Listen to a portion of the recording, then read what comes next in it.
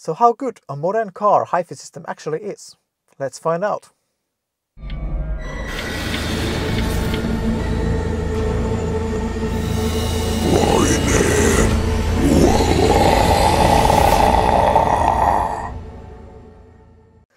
Welcome to Autohifikanava.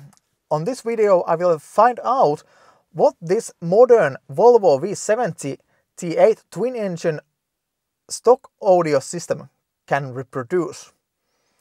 So this is the cheapest option called high performance sound system, which has a 3-way front end, 2-way rear end and the subwoofer. The subwoofer is actually in infinite baffle installation, breathing into the arc wheel in the left corner. So that's an interesting one as a stock system approach, because normally you can find something like plastic subwoofer boxes etc, but IB is actually better, on paper at least.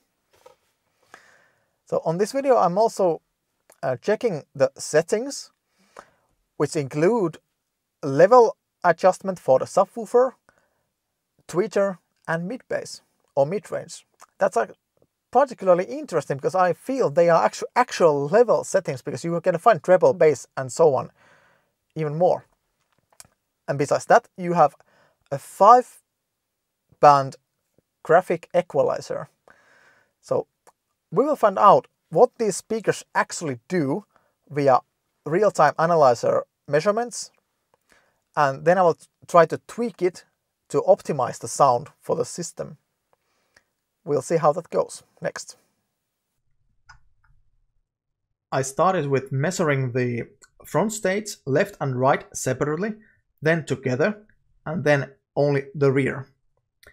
The rear was in my interest just to compare how it performs compared to the front stage, but later in the measurements I was using only the front stage and the subwoofer, because that's how the music should be listened to. You have the left and right channels and the sub playing, because stereo music is only left and right. And if you have the same signal from the different location, like in the rear, at this case in the car, it can ruin it, or some of it. This depends if there is some kind of processing made in the stock stereo system. It's possible, I don't know, but I know it has been done in some systems and in some cars. And those are the things that you're not able to tune at all from the OEM head unit. Okay, let's see. Left channel, driver's side, because it's a left-hand driven car. So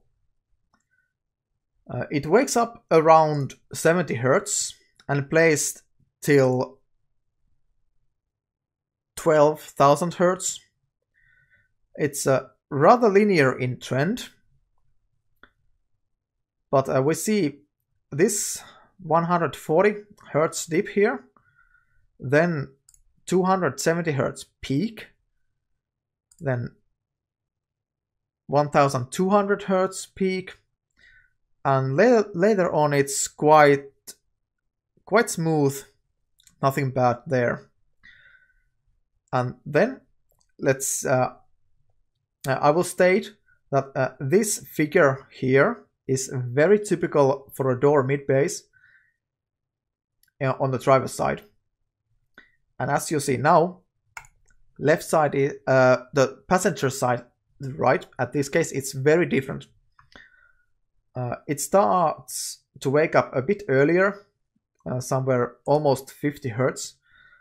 Then it also has a dip between 100 and 200 Hz, but there is not the 270 Hz peak, but it has a 700 Hz dip on the passenger side, which is again a typical thing for a passenger side door speaker installation.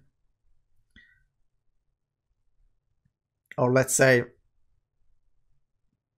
mid-range installation in general. It can be somewhere else too, but it's a distant related thing. Yeah. but from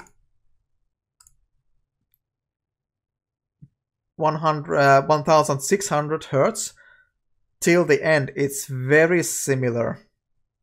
So there's not much difference in the balance, so that's a good thing. The most important thing from here is that they should be as equal as possible. But since we are measuring from the driver's side, it will draw different responses from each side. So this is where you would need a separate EQ per side, left and right. But we don't have it, so we will focus on the front sum response. And it's here. It draws the dip between 100-200 Hertz, and then the passenger from driver's side response raises the 270 Hertz peak visible, and this between 1K and 2K was rather equal from each side, and then the rest is nice and smooth. So we have in an equalizer we have 100 Hertz, 300 Hertz, 1 kilohertz, 3 kilohertz, and 10 kilohertz. So from this one, I like to boost the 10 kilohertz a bit, take the 3 kilohertz just slightly down, and 10K also down if I could get this calmer here. It's a bit off, but I think those might be broad enough to bring it down. And also the 300 Hertz bring it down. And to equal the level, I will boost 100 Hertz a bit. But yeah, let's compare the rear. It's surprisingly similar. So this is where I really start to think that there is some kind of EQ work done, or all pass filter tasks, because they are so similar. And this is a very rare case that they would be this similar. Yeah, let's focus on the front stage. There, I EQ'd a bit. I raised the 100 Hertz, and apparently I didn't touch the 300 yet. 1 kilohertz bit down, and I boosted the tweeter or treble a bit here. And later on I boosted the 10K. Yes, here we see the 300 Hertz. I decreased it. I decreased the 1 kilohertz a bit to 3 kilohertz just also a bit, and boosted a bit more to the 10K. And I added the subwoofer at 0 level.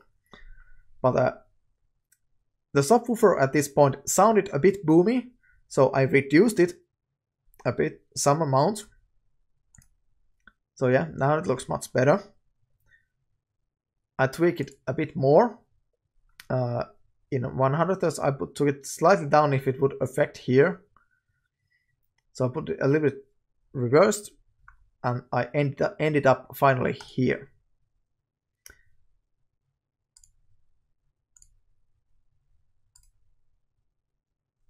So from this front signal to the red final product. The problems that stayed is that that slope is a bit too steep to sound natural linear. So there's like, let's say 50 Hertz, 60 Hertz should be 3 decibels lower in level.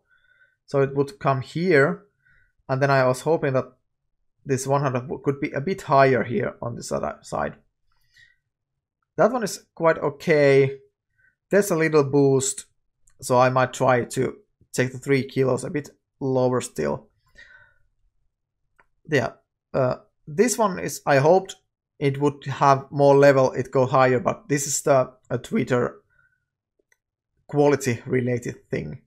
Also, the grill in front of the mid-range and the tweeter is quite it's quite thick, tight, so it doesn't give us the full response that those drivers might be able to produce. This one might also be fixed if we installed aftermarket speakers. You can find aftermarket speakers for this specific model from Phoenix Cold and DLS. So that's something if you want to try. They vary between 500 and 600 in euros in Europe. I don't know how is it in the US. Probably DLSs could be probably more expensive. Phoenix Gold, I don't know. Yeah. So what are the things that I hear actually at this point? One thing is this area here.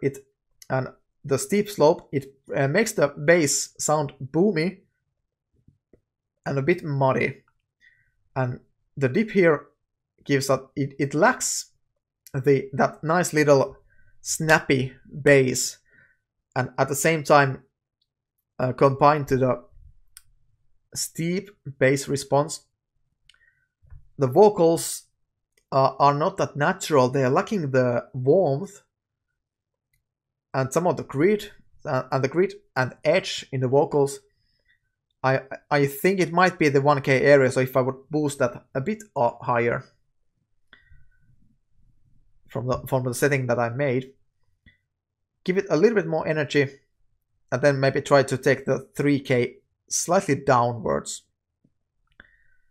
And then lacking the top end, it doesn't give that the last feeling that you could get like ambience, room information, that kind of things.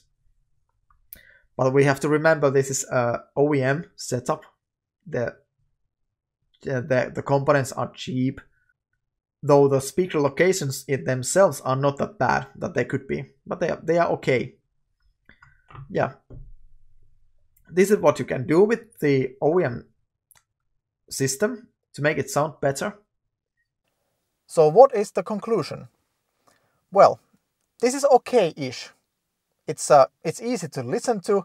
Nothing disturbs you like nothing is piercing your ears. But to get it more enjoyable, you should do something about it.